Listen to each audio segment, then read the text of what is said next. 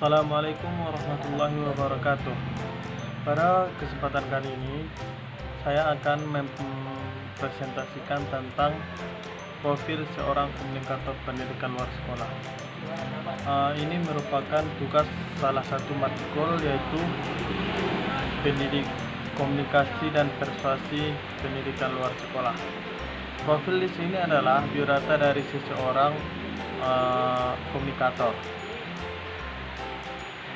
Saya akan memberitahukan tentang seorang komunikator yang adalah seorang pendidik di salah satu rumah belajar yang ada di kampung saya, yaitu di Andilan, Corong Setia, Nagari Simpang Tonang, Kecamatan Dua Koto, Kabupaten Pasaman, Sumatera Barat. Sini saya namanya itu Mutia Rahmanani. Ia lahir pada tanggal 8 Januari 1997 di Andilan. Status beliau sudah menikah. Pekerjaan beliau sekarang yaitu guru SD dan pendidik rumah belajar itu sendiri. Pendidikan beliau yang pertama TK Radatul Ummah 2003 sampai 2002 sampai 2003, SDN 04 Cetia 2003-2009, MTSN 5 Pasaman, SMAN 1 2 Foto, dan S1 PGSD Universitas Negeri Padang pada tahun 2015 sampai 2019. Beliau mengatakan yaitu berdasarkan pendidikan nasional, tujuannya itu adalah mencerdaskan kehidupan bangsa. Tapi pada saat ini tujuan pendidikan jauh dari kata sempurna. Banyak orang yang tidak memikirkan kependidikan dan lebih berorientasi pada materi. Hal ini dikarenakan kurangnya motivasi yang didapat dan mengenai pentingnya pendidikan. Beliau juga menyatakan saat ini banyak siswa yang hanya sekedar menempuh pendidikan untuk memenuhi wajib belajar saja, yaitu 12 tahun wajib belajar. Dulunya 9 tahun cuma. Dan selanjutnya beliau juga mengatakan bahwa ya memang masalah pendidikan sangatlah kompleks dan bisa dikategorikan menjadi poin yang perlu ditinjau kembali. Dan hal inilah yang perlu kita sadari bahwa bersama dan dibangun bersama agar nantinya tujuan pendidikan itu sendiri tercapai. Itu sendiri dari beliau Mutia Rahmanani, atau disebut lebih dikenal dengan Mutia. Baiklah, selanjutnya yaitu tahapan-tahapan komunikasi persuasif. Komunikasi persuasif membutuhkan keterampilan baik dari komunikator dalam penyampaian informasi atau pesan tersebut kepada komunikan, dan tahapan-tahapan dilalui agar komunikasi persuasi lebih efektif dalam mencapai tujuannya. Menurut Alfonso, tahapan-tahapan komunikasi persuasi yang pertama itu menginformasikan, merupakan proses pemberian informasi dengan data yang sebenarnya. Yang kedua itu menjelaskan, merupakan proses memberikan gambaran secara detail dari info atau pesan yang akan kita sampaikan terhadap komunikan.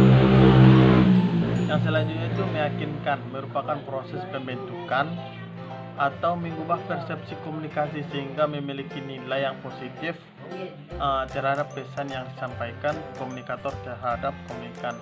Yang selanjutnya membujuk, yaitu proses untuk mengajak komunikan untuk mengikuti atau melakukan sesuatu sesuai dengan pesan atau informasi yang disampaikan. Dalam tahap ini komunikan melihat manfaat untuk dirinya apabila argumen tersebut merupakan hal yang bermanfaat. Dan selanjutnya mendapatkan persetujuan atau komitmen. Yang terakhir ini merupakan tahap akhir dari komunikasi persuasi, di mana hal tersebut adalah keputusan dari komunikan itu sendiri terhadap pesan atau info yang komunikator berikan. Apakah mereka setuju atau tidak, iya atau tidak, itu pada akhirnya. Baiklah, selanjutnya yaitu komunikasi tulisan dan lisan pada program PLS. Kali ini saya akan membahas tentang program PLS yang itu salah satunya yang berada di kampung saya, Rumah Belajar Butia. Terkadang kepercayaan seseorang tentang sesuatu dipercaya dapat memberikan dampak pada diri mereka, sehingga dapat memengaruhi perilaku atau tindakan mereka terhadap sesuatu. Dengan kata lain, mengubah pengetahuan atau tindakan seseorang tentang sesuatu dipercaya dapat mengubah perilaku mereka sendiri.